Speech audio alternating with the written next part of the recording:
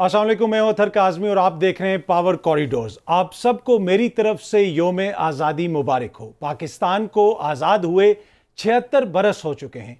क्या ये वो ताबीर है जो ख्वाब हमारे बुजुर्गों ने देखा था, उसकी ताबीर ऐसी थी जो इस वक्त मुल्क के अंदर हालात हैं? इन 76 बरसों में हमने बहुत कुछ अचीव किया, उसके अलावा कुछ कमियां भी रह गई। अगर आप इस वक्त पाकिस्तान के हालात देखें तो तकरीबन 2 करोड़ 30 लाख बच्चे ऐसे हैं जो स्कूल नहीं जा सकते।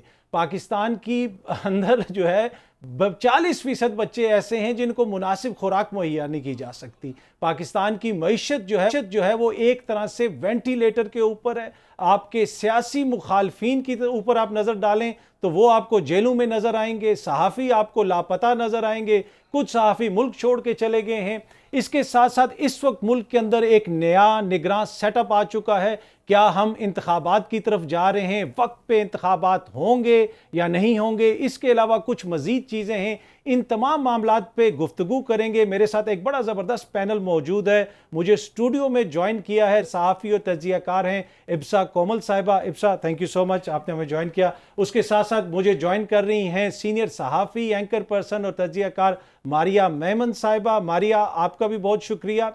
और हमें स्काइप पे ज्वाइन कर रहे हैं सीनियर सहाफ़ी और तज्ज़ियाकार रज़ा रूमी साहब। आप तमाम शख्सियात को वेलकम करता हूँ। आप दोनों शख्सियात की इजाज़त से मैं इब्सा से शुरू करना चाहूँगा। इब्सा, ऑब्वियसली 76 बरस हो गए मुल्क को आज़ाद हुए हुए।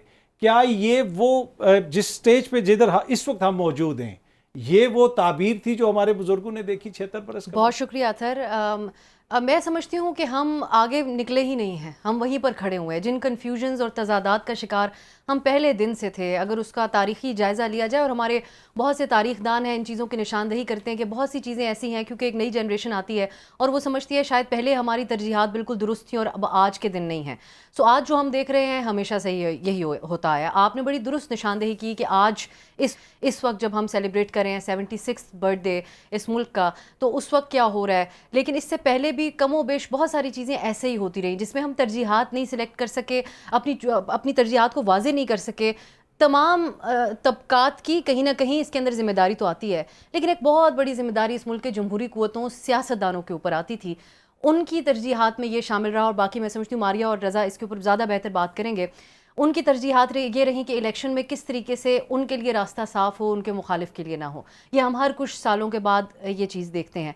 अगर इसके बजाय हमारी तरजीहात ये होती कि अक्रॉस द बोर्ड सब के लिए निज़ाम जो है वो बहुत जमहूरी हो, रास्ते आसान हो, जिसकी बात बिलावल भुट्टो साहब ने की, उसको तर्जुमा हम मुख्तलिफ अंदाज में कर सकते हैं, लेकिन उन्होंने कहा कि हमारे बड़ों ने जैसे उन्होंने सियासत फेस की, उन्होंने अगले 30 साल के लिए वैसे ही हालात हमारे लिए छोड़े हैं।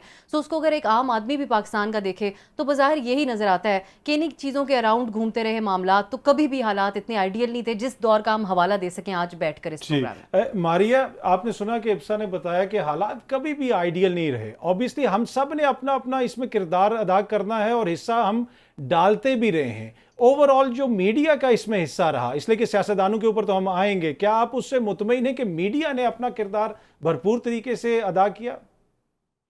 देखिए जी, जो रियासत की पॉलिसीज की कंफ्यूजन होती है ना, वो ही पाकिस्तान के दीगर इदारों के अंदर झलकती है।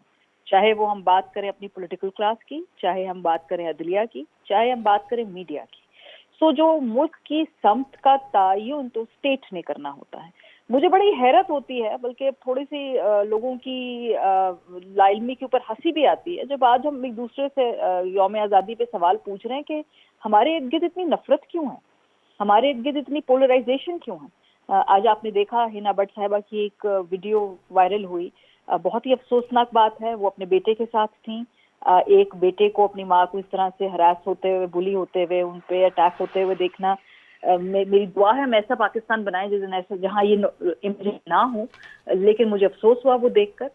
सो जब हम एक दूसरे से पूछते हैं, देखिए ना इतनी नफरत हो गई है, ये क्यों हो रहा है, तो हम क्यों इतने ज्यादा चौंक जाते हैं। भाई, आपने जब नफरत की फसल बोई है तो आप वही काटेंगे ना। 76 साल से आज आप कहते हैं जी कि तहरीक इंसाफ आ गई, उसने इतनी पोलराइजेशन कर दी और मुल्क में आपने लोगों को बांट दिया। तहरीक इंसाफ जो है ये रियासती पॉलिसीज का एक मैनिफेस्टेशन ही है ना। उससे पीछे चले जाए, जितनी भी हमारी इस मुल्क के अंदर ये होती रही हैं हमेशा से अमरीत, उसके अंदर हम क्या मुल्क में करते रहे हैं? या तो हमने ज़ियाउल हक साहब की इस्लामाइजेशन पॉलिसीज को लाइन को टो किया, उसने भी मुल्क में नफरत बांटी, उसने भी मुल्क में डिवाइड बांटी। सो 75 साल से जब रियासत आपको नफरत करने वाले लोगों को बैक करते हुए दिखाई देती है, चाहे वो एथनिक बेसिस पे हो, चाहे वो रिलीजियस बेसिस पे हो, चाहे वो सेक्टेरियन बेसिस पे हो, चाहे वो पॉलिटिकल बेसिस पे हो, तो फिर उसके नतीजे तो यही आएंगे ना। तो आज जब एकदम हम उठ के पूछते हैं कि ये क्यों हो रहा है, इसलिए हो रहा है कि हमने इस मुल्क के वसाइल, रिसोर्सेज, जो नफरत बांटने वाले एलिमेंट्स हैं उनके साथ खड़े होकर उनकी आइडियोलॉजी को प्रोपगेट करने में लगाए ना। सो अब इस पूरी सूरत हाल से निकलने के लिए हमें उतना ही ज्यादा यकसुई की जरूरत है जो इस तरह के फैक्टर्स या एलिमेंट्स की पुष्टपनाही करते हुए हम करते थे। सो मेरे नजदीक जब आप एक पूरी आपकी एग्जिस्टेंस, आपकी जो एक पॉलिसी वो यही है कि तकसीम करो, नफरत बांटो, उस नफरतों का फायदा उठा के अपने जो भी गिरफ्त है इस पूरे निजाम के ऊपर उसको मजबूत करो, तो फिर 76 साल बाद आप यही सब कुछ देखेंगे जो हम देख रहे हैं, और हमें बिल्कुल भी चौंकने की या परेशान होने की जरूरत है नहीं।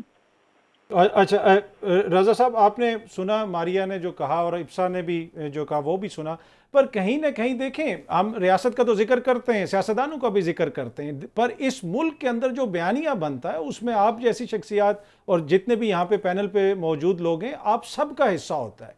तो क्या हमने वो हिस्सा डाला जहाँ पे हम ये नफरतें कम कर सकें, हम इस तरह की पोलराइजेशन को कम कर सकें, या फिर हम भी इसका ईंधन बने? शुक्रिया। देखिए, बात ये है कि मीडिया जो है वो ये बात है कि वो माशरे से कुछ अलग नहीं होता, बल्कि बहुत से लोग तो उसको रियासत का एक सतून भी कहते हैं आप, वो, और या फॉर्मली तो नहीं लेकिन इनफॉर्मली।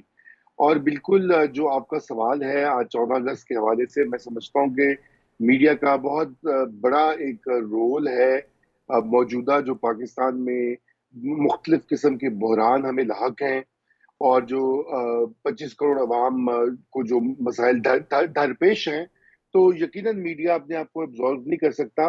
और ये खुसूसन पिछले तकरीबन 20 सालों में जो मीडिया का एक रविश रही है, जब से मीडिया डीरेगुलेट हुआ है और प्राइवेट मीडिया को फरोग मिला है, तो जहाँ अच्छी चीज़ें हुई हैं वहाँ पे उसके नुकसानात भी हुए हैं।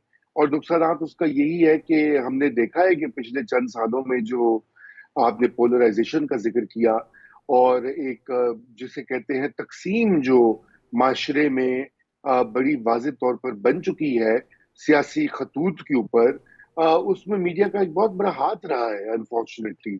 और मैं समझता हूँ कि ये बिल्कुल आज का दिन अहम दिन है कि इस दिन कुछ थोड़ी रिफ्लेक्शन भी हो और कुछ सोच विचार भी किया जाए कि किस तरह से इसको कम करना है अगर हमने पाकिस्तान को मजीद तकसीम से और नफरतों से बचाना है।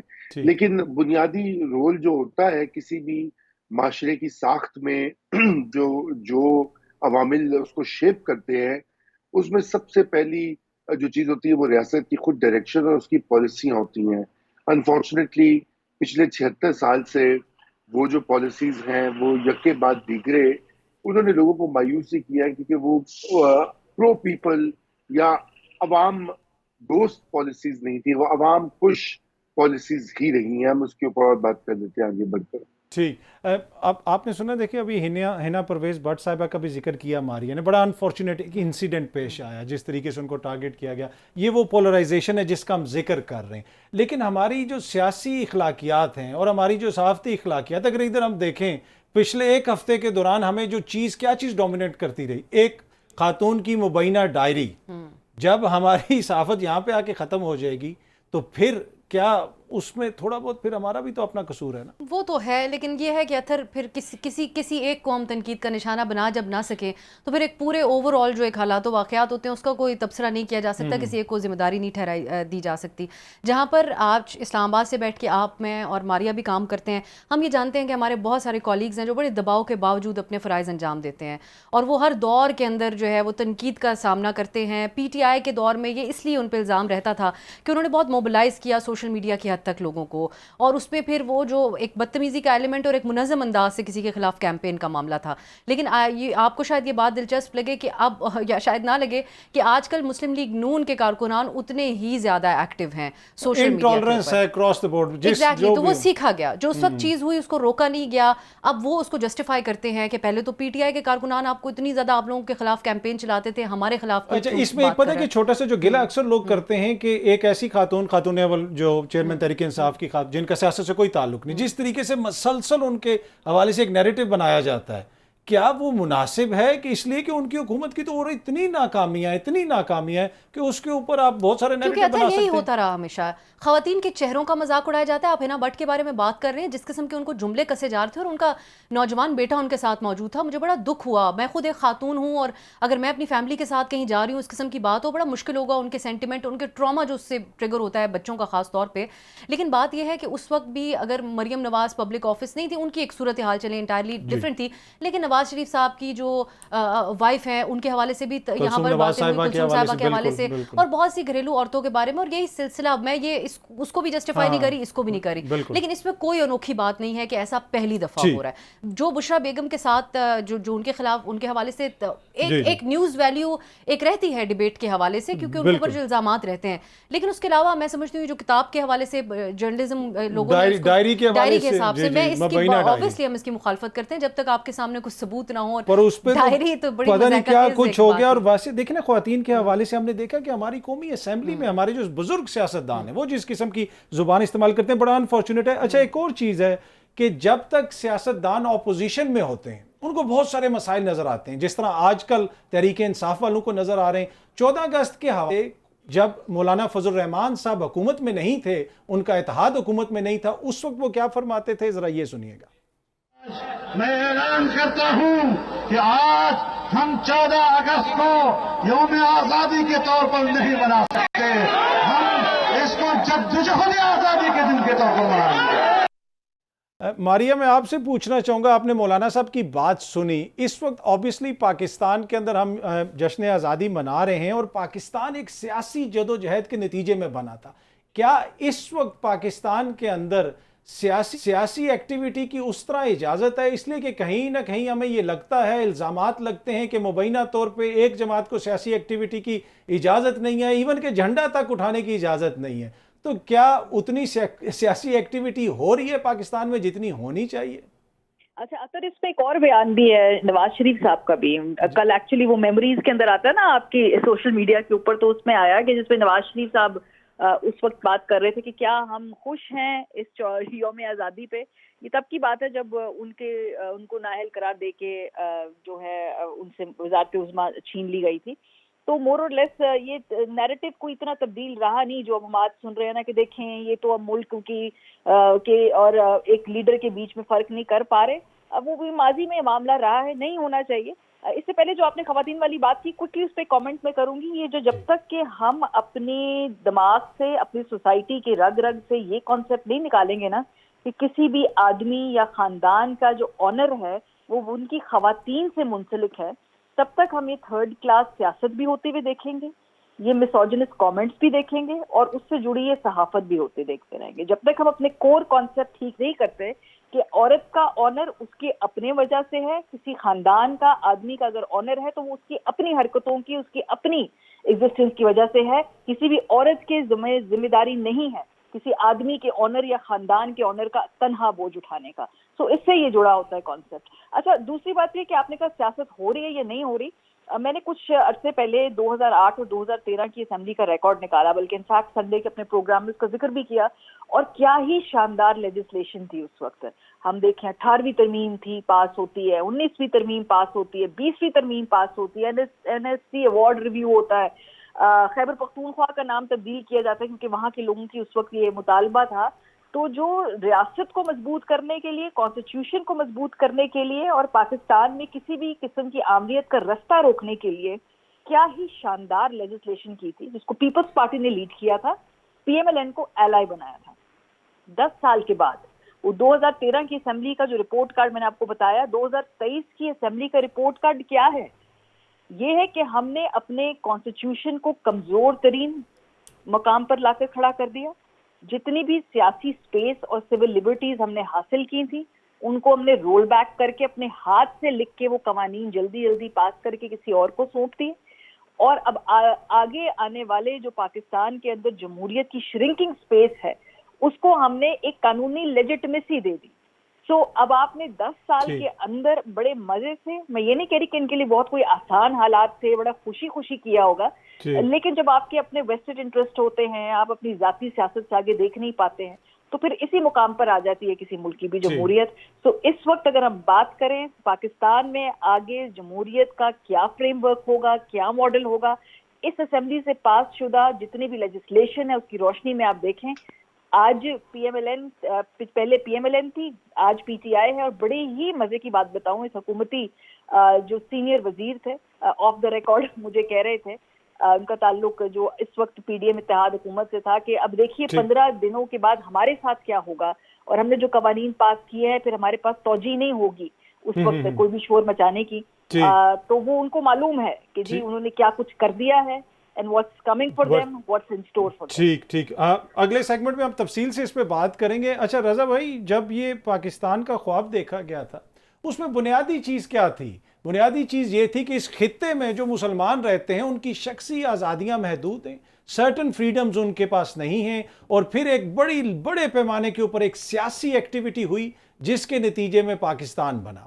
تو اب کیا آپ سمجھتے ہیں کہ جو ہم نے خواب دیکھا تھا کہ ایک ایسا ہی اسٹیٹ بنے جو سیاست کے نتیجے میں بنی، اس اسٹیٹ کے بننے کے بعد الزام کوئی بھی لگائے، کسی دور میں نون لیگ لگاتی ہے، کبھی پیپلز پارٹی لگاتی ہے، آج کل تحریک انصاف والے لگا رہے ہیں، لیکن کیا ہم نے سیاست کو اتنی اہمیت دی جتنی اہمیت پاکستان بنتے وقت اس کی تھی؟ دیکھیے اطہر، آپ نے بالکل صحیح کہا کہ پاکستان معرض وجود میں اسی لیے آیا کہ بر صغیر کے مسلمان جو ہیں ان کے سیاسی، ان کے معاشی، ان کے ثقافتی حقوق جو ہیں وہ محفوظ ہوں. اور اس وقت یاد رکھیے کہ اس وقت بھی اور آج بھی متحد ہندوستان میں مسلمان ایک اقلیت میں تھے. تو در حقیقت یہ ایک اقلیتی جو آبادی تھی اس کے حقوق کے تحفظ کی ایک ضمانت تھا پاکستان کا خواب اور پاکستان کا بننا. اور یہ اب معاملہ کچھ ایسا ہو گیا کہ وہ ہم باقی باتیں تو کر رہے ہیں سیاسی آزادیوں کی، شخصی آزادیوں کی، لیکن پاکستان میں ایک جو 76 سال میں ایک اور جو تھیم رہی ہے مستقل، وہ ہمارا جو سلوک ہے اقلیتوں کے ساتھ وہ بھی ایک بہت ہی قابل تشویش مسئلہ رہا ہے.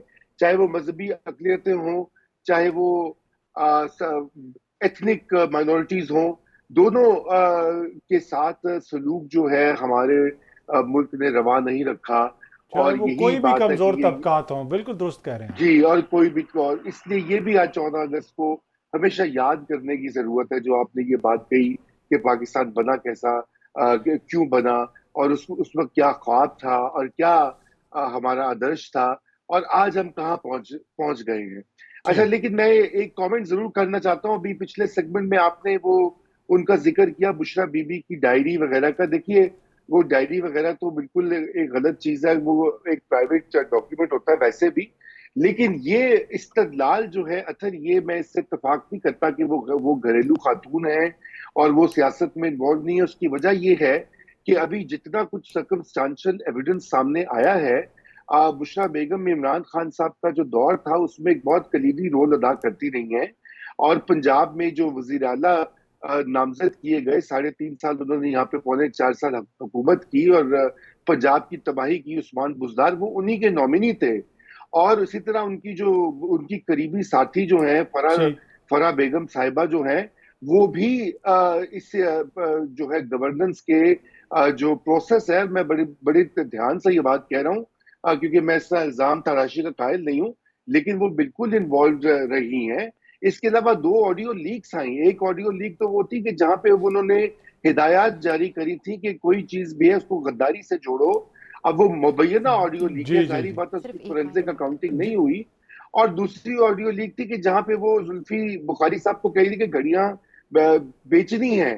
اب دیکھیے نا یہ سارے معاملات جو ہیں، یہ بالکل آپ درست فرما رہے ہیں، پر پرابلم یہ ہے کہ یہ آڈیوز کہیں پہ بھی ان کو اتھینٹیکیٹ نہیں کیا گیا. اور دوسرا جو بھی غلطیاں تھیں، ذمہ دار تو دیکھیں نا، وہ چیئرمین تحریک انصاف ہے، حکومت تو ان کی تھی. ان کو اگر کوئی غلط مشورہ دے رہا تھا تو ذمہ داری تو ان پہ آتی ہے. لیکن اب سر کچھ کہنا چاہ رہی ہیں. خیر یوم آزادی اگر رضا صاحب اس پہ جو بات کر رہے ہیں ایڈ کرنا چاہیں, میں کافی حد تک ان سے اس حوالے سے ضرور اتفاق کرتی ہوں کہ یہ طریقہ کار جو ہوتا ہے آڈیو ریکارڈ کر کے اس کو نشر کرنا یا جو بھی, لیکن کانکریٹ ایویڈنس کے ساتھ اگر کوئی خبر نکلتی ہے بشرا بیگم کے حوالے سے سو وہ ہمارے لیے ایک بڑی نیوز سٹوری ہوگی, اس کو تو ہم کور کریں گے. لیکن یہ ڈائری تمسخر سے زیادہ مطلب کہ جی مبینہ ڈائری ہے, کہاں سے آئی, کس نے لکھی, کیسے لکھی. اچھا ایک بریک کا ٹائم ہوا ہے, لیکن میں یوم آزادی کے حوالے سے صرف ایک لائن کہنا چاہوں گی سر آپ کی اجازت سے.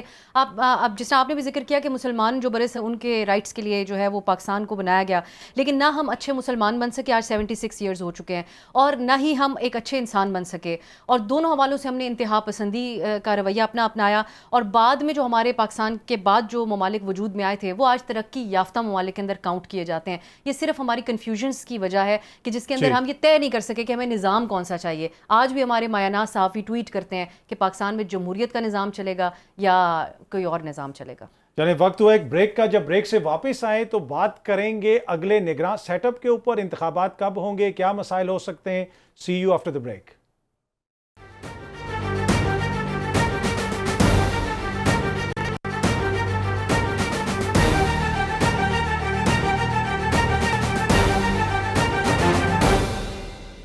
Welcome back. نگراں وزیر اعظم انوار الحق کاکڑ صاحب نے اپنے عہدے کا حلف لے لیا ہے. ان کو کس نے نامزد کیا؟ اس حکومتی جو اتحاد ہے انہوں نے نامزد کیا, اس کے ساتھ ساتھ اپوزیشن لیڈر صاحب نے نامزد کیا, اور انوار الحق کاکڑ صاحب کا تعلق باپ پارٹی سے ہے.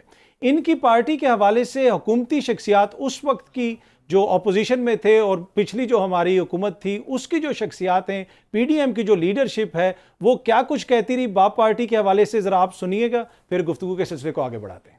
جانتے ہیں کہ باپ اپنے باپ کے کہنے میں کسی کو کے بغیر کسی کو ووٹ نہیں کرتا. باپ کا جب حکم ہوتا ہے تو وہ حکومتی بینچز کے اوپر جا کے بیٹھ جاتے ہیں, باپ کا جب حکم ہوتا ہے تو وہ اپوزیشن بینچز پہ آ کے بیٹھ جاتے ہیں.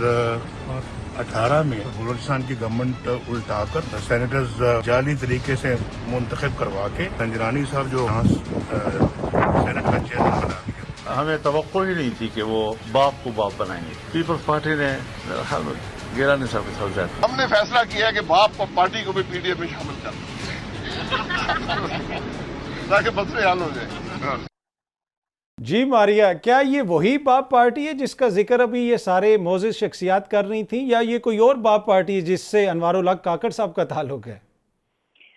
دیکھیے پاکستان کی سیاست میں لیٹس بی ویری فرینک, ہمیشہ سے کہا جاتا ہے کہ ایلائز اور آپ کے جو مخالفین ہیں نا وہ کبھی حتمی نہیں ہوتے.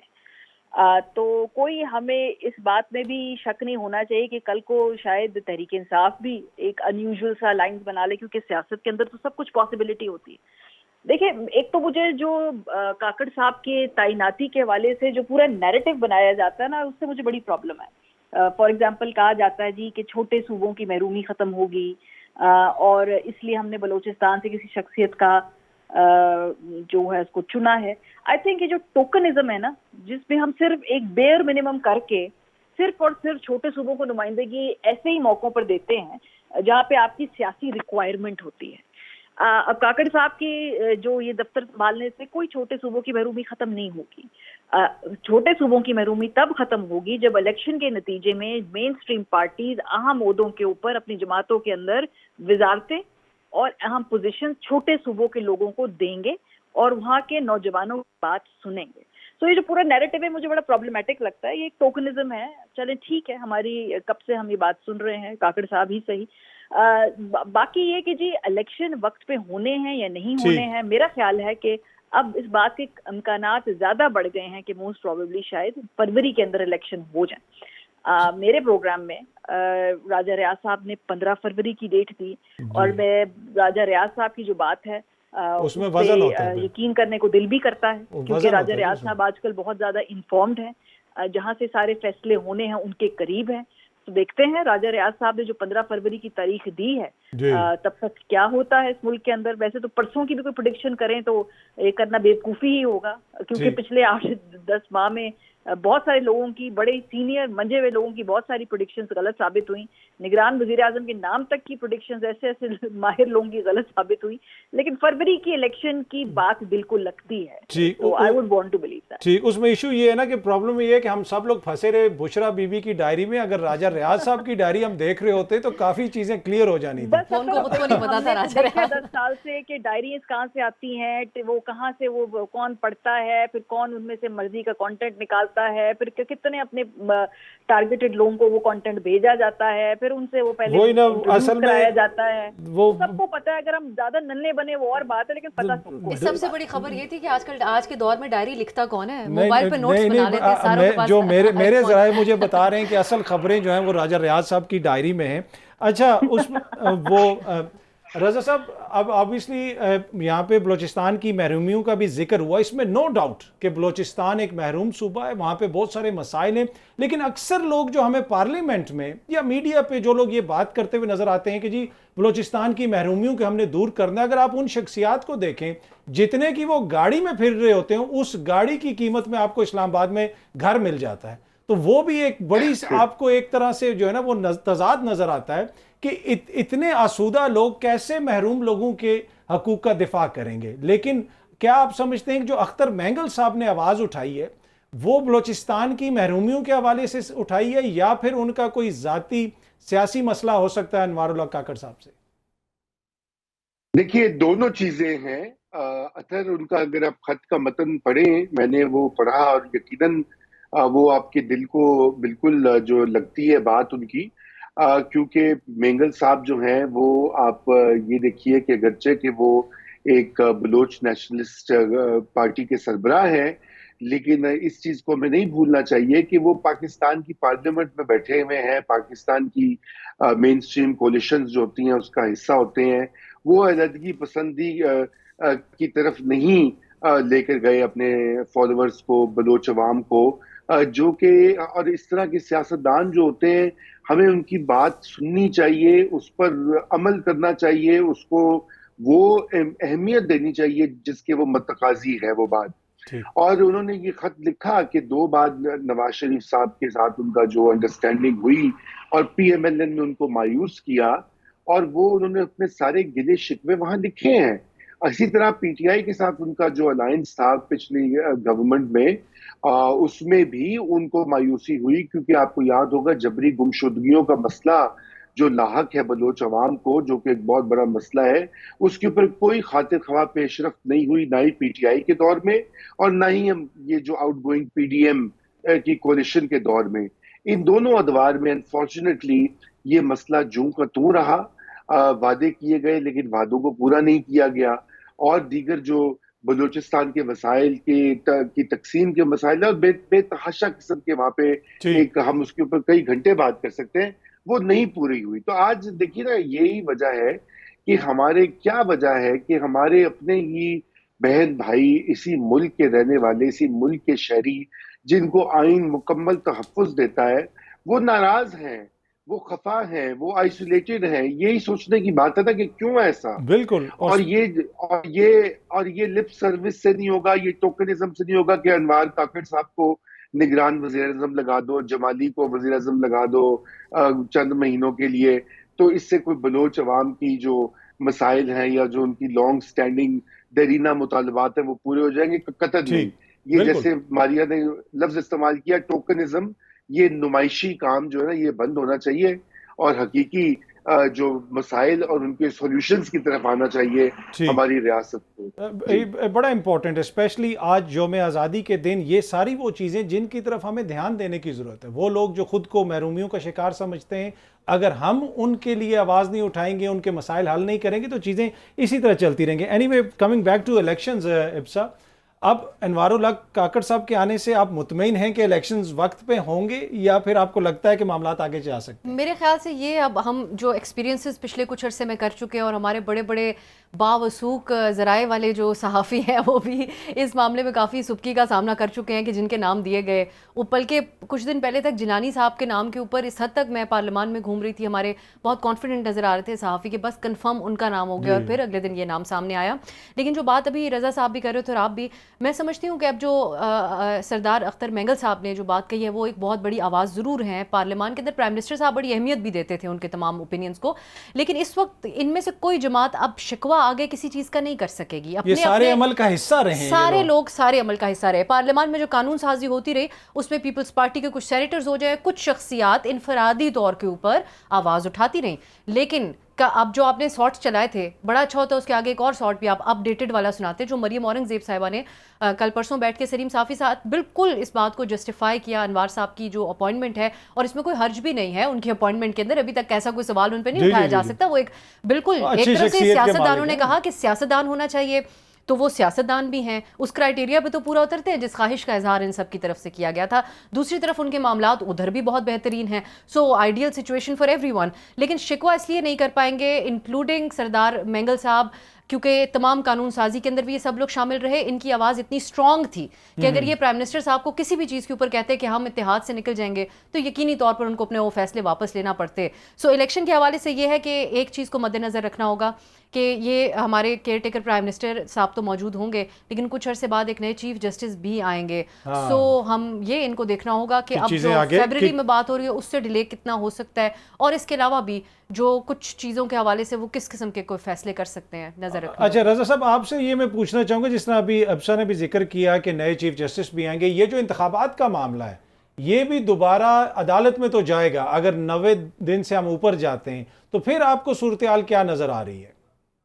جی دیکھیے، ابھی افسا نے جو جس فیکٹر کا ذکر کیا ہے، یہ پوری ابھی جو آپ گفتگو کرے موضوع سخن جو ہے اس کا جو حاصل ہے وہ سپریم کورٹ کا رویہ ہی یا ان کے فیصلے ہی ہوں گے کہ کیا الیکشن جو ہیں وہ آگے ہو سکتے ہیں. دیکھیے یہ بات تو اب واضح ہو چکی ہے کہ کاؤنسل آف کامن انٹرسٹ کا جو ایک اجلاس ہوا اس میں نئے سینسس کو استعمال کرنے کا ذکر ہوا، وہ تو خود ایک ڈیلے کا شاخسانہ ہے اور ایک اندیا ہے، یعنی کہ 120 دن تو کم از کم آپ کو چاہیے ہوتے ہیں وہ پروسیس کمپلیٹ کرنے کے لیے. وہ 90 دن میں نہیں ہو سکتا، تو گویا 30 دن کا تو آلریڈی فرق ہو گیا.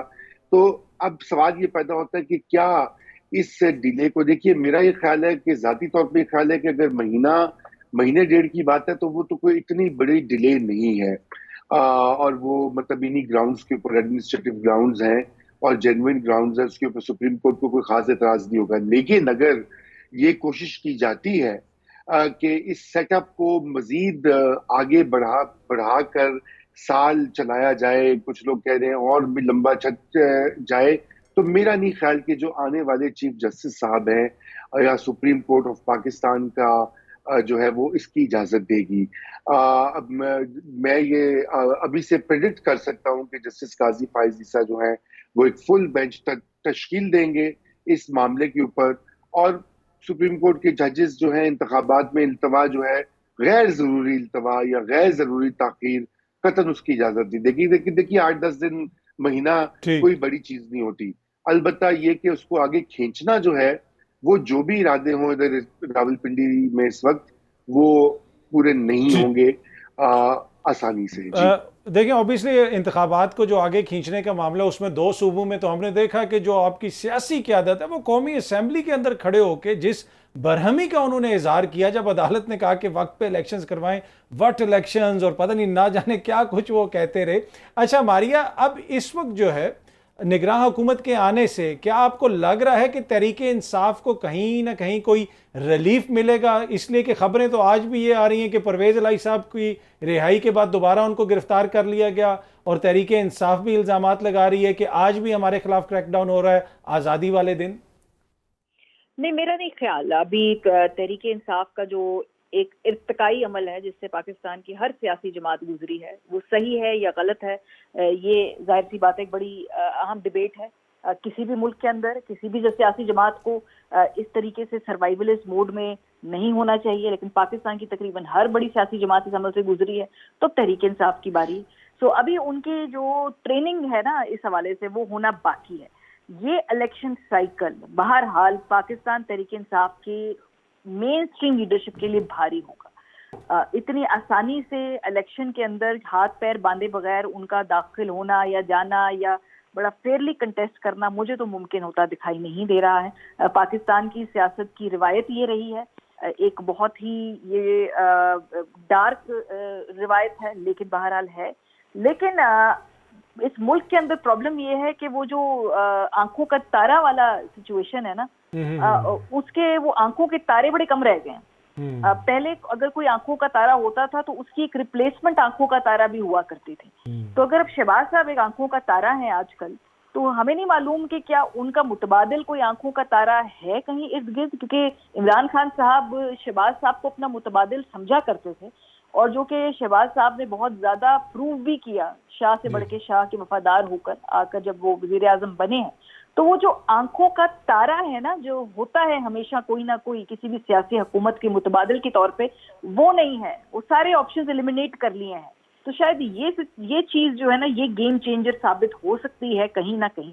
तो लेट्स सी कि कहाँ जाती है मुल्क की सियासत। तारा ना हो कि चांद भी तो हो सकते हैं ना आंखों का कोई।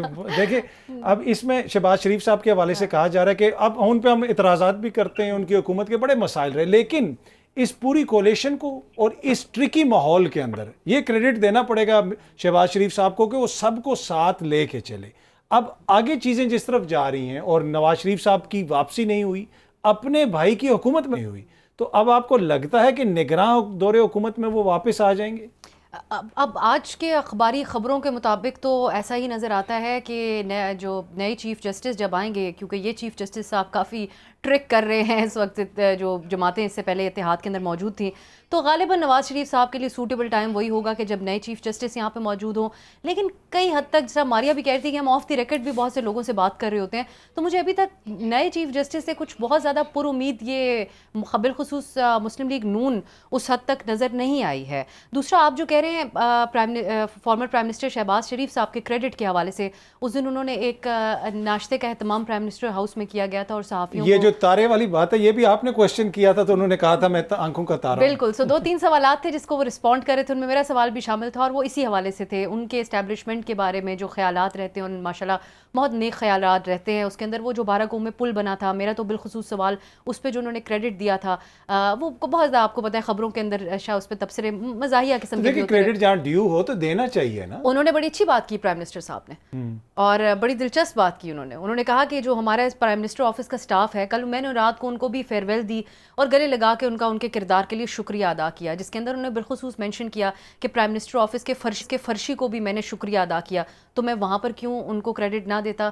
सो मुझे ये कंपैरिजन थोड़ा ख़तरनाक तो लगा प्राइम मिनिस्टर साहब के मुंह से निकलता हुआ। शहबाज शरीफ साहब बिलखुसूस मेरे ख्याल में वो ये कह रहे थे ना कि जिसका जो क्रेडिट ड्यू है उसको देना चाहिए। लेकिन मैं एक चीज़ ये कहना चाहूँगी कि उन्होंने वाकई 13 जमातों को, बिल्कुल मुख्तलिफ तबीयत की, बिल्कुल मुख्तलिफ नज़रियात की पार्टियों को जिस तरीके से मैनेज किया, उनका मुकम्मल क्रेडिट आज उनको हम तब दे रहे होते इस प्रोग्राम के अंदर कि अगर उन 13-15 जमातों को बिठाकर कुछ ऐसे जमहूरी दूररस फैसले उन्होंने किए होते, इन तमाम कानून साजियों के साथ कोई एक ऐसी कानून साजी भी होती जिसकी हम मिसाल दे सकते हैं कि इसने जमहूरियत को मजबूत किया, निज़ाम को मजबूत किया और सियासी माहौल को मजबूत बनाया, फिर उनको मुकम्मल क्रेडिट दिया जा सकता है। अच्छा रज़ा साहब, जब मियाँ साहब की वापसी का जिक्र होता है तो उस ज़माने में हुकूमती शख्सियात जो हुकूमती वज़रा थे जिनका ताल्लुक नून लीग से या PDM से था, वो खुद ऑन रिकॉर्ड ये कहते रहे कि जब तक मौजूदा चीफ जस्टिस हैं मियाँ साहब की वापसी मुमकिन नहीं, नए चीफ जस्टिस साहब आएंगे तो मियाँ साहब की वापसी हो सकती है। अब ये जो बयानिया है ये बड़ा प्रॉब्लमेटिक है। आप तो आने वाले चीफ जस्टिस को पहले ही मुतनाज़ा बना रहे हैं कि जैसे खुदा ना खास्ता वो कोई आउट ऑफ द वे जाके मियाँ साहब को रिलीफ देंगे। जो भी मोजिज़ जज होगा वो तो आइन और कानून के मुताबिक ही फैसले करेगा। जी देखिए, बड़ी बदकिस्मती की बात है कि मुल्क में इस तरह के बयानात जो हैं वो दागे जाते हैं कि भाई जब तक मौजूदा चीफ जस्टिस है तो मियाँ साहब नहीं आएंगे या वो यहाँ पे आएंगे। लेकिन उसके फिर साथ साथ हमें ये भी तो अथर इस चीज को एक्नॉलेज करना होगा कि अदलिया का जो किरदार रहा है माजी करीब में वो कोई इतना शानदार नहीं है। यूं तो पूरे पाकिस्तान की तारीख 76 साल में अनफॉर्चुनेटली उनका किरदार ऐसा ही रहा है, कुछ मशकूक ही रहा है। मगर अभी जो पिछले 6-7 साल में जो हमने देखा है तरीका कार, जिस तरीका कार से हमारी अदलिया ने, आला अदलिया की बात कर रहा हूँ, सुप्रीम कोर्ट ऑफ पाकिस्तान की बिलखसूस, जिस तरह से उन्होंने एक इलेक्टेड प्राइम मिनिस्टर को बेतौकीर किया, उसको डिस्क्वालीफाई किया फॉर लाइफ, जो कि गैर कानूनी गैर आईनी फैसला दिया, और खुद मौजूदा चीफ जस्टिस ने तस्लीम किया ओपन कोर्ट में फैसल वाडा के केस में कि वो ड्रेकोनियन फैसला था। और उन्होंने ना सिर्फ उसको एक वज़ीर आज़म को चलता किया बल्कि यके बाद दीगरे ऐसे फैसले किए جس سے کہ اس ملک میں کوئی بہتری نہیں ہوئی، بلکہ یہ جو آج فساد اور یہ جو آپ نے جس کا آغاز میں ذکر کیا، پولرائزیشن اور یہ ٹینشن اور سیاسی عدم استحکام، اس میں سپریم کورٹ کا بہت بڑا کردار ہے. مطلب سب نے اپنا اپنا حصہ ڈالا. جی، اور اس میں ایک سرونگ ججز ایسے ہیں جو کہ اس طرح کے، جو کہ نواز شریف کے فیصلوں، ان کے جو ایڈورس فیصلے ہیں اس کا حصہ رہے ہیں. ٹھیک ہے، مطلب آپ کا کہنے کا مقصد یہ ہے کہ اس میں کوئی ایک فیکٹر نہیں ہے، بہت ساری چیزیں، سب نے اپنا اپنا حصہ ڈالا. ماریا، اگر آپ بریفلی مجھے بتا سکیں، گزشتہ 16 ماہ کے دوران ایک بہت بڑا، بلکہ پاکستان کی تاریخ کا سب سے بڑا جمہوری اتحاد حکومت میں تھا، کیا اس عرصے کے دوران جمہوریت مضبوط ہوئی؟ بالکل نہیں. آئی تھنک پاکستان کے اندر جو 10 سال پہلے جمہوریت نے اسپیس بنائی تھی مشرف صاحب کے جانے کے بعد، وہ ساری ہم نے کھو دی ہے. وہ ساری سول لبرٹیز اب رول بیک ہو گئی ہیں، اور مجھے مستقبل قریب کے اندر کوئی کیپیسٹی نظر بھی نہیں آتی پولیٹیکل کلاس کی کہ یہ ساری جو اسپیس گئی ہے اس کو واپس حاصل کیسے کریں گے. جاتے جاتے میاں صاحب کے حوالے سے ایک بڑا انٹرسٹنگ فیکٹ جو شاید آپ سب کو معلوم ہے لیکن دوبارہ آپ کو یاد کرا دیں کہ آج تک ایسی کوئی تعیناتی انہوں نے کی نہیں جنہوں نے پھر بعد میں میاں صاحب وغیرہ کو ٹف ٹائم دیا نہ ہو. چاہے وہ ثاقب نثار صاحب کی بات کریں، چاہے وہ عدلیہ کے اندر دیکھیں، چاہے وہ باقی اداروں کے اندر دیکھیں، مشرف صاحب کی تعیناتی ہو، باجوہ صاحب کی تعیناتی ہو. تو تعیناتیوں کے اوپر نا ہمیں زیادہ اکتفا کرنا نہیں چاہیے، اور یہ سب سے شریف خاندان سے بہتر اس ملک کے اندر کوئی اور جانتا نہیں ہے. تو I'm sure کہ انہوں نے سارے جو اپنے انڈے ہیں وہ ایک ہی باسکٹ میں نہیں رکھے ہوں گے. ایک کرسی کے اپنے کچھ تقاضے ہوتے ہیں، اس کرسی پہ بیٹھنے والے کے کچھ اپنے ایمبیشنز ہوتے ہیں. تو تعیناتیوں کے اوپر اتنا اکتفا وہ میرا خیال کریں گے. جس طرح شروع میں ہم نے ذکر کیا تھا کہ پاکستان کو آزاد ہوئے 76 برس ہو گئے، بہت سارے مسائل کا ہم نے ذکر کیا، ہمارے فرینڈس نے بھی اس میں حصہ ڈالا، لیکن میں ابھی بھی سمجھتا ہوں کہ پاکستان میں بہت پوٹینشل ہے، اس قوم میں بہت پوٹینشل ہے، اور مجھے امید ہے کہ جتنی بھی مشکلات ہیں ہم ان مشکلات سے نکلیں گے اور پاکستان ترقی کرے گا. کل دوبارہ آپ سے اسی وقت ملاقات ہوگی. Thank you so much.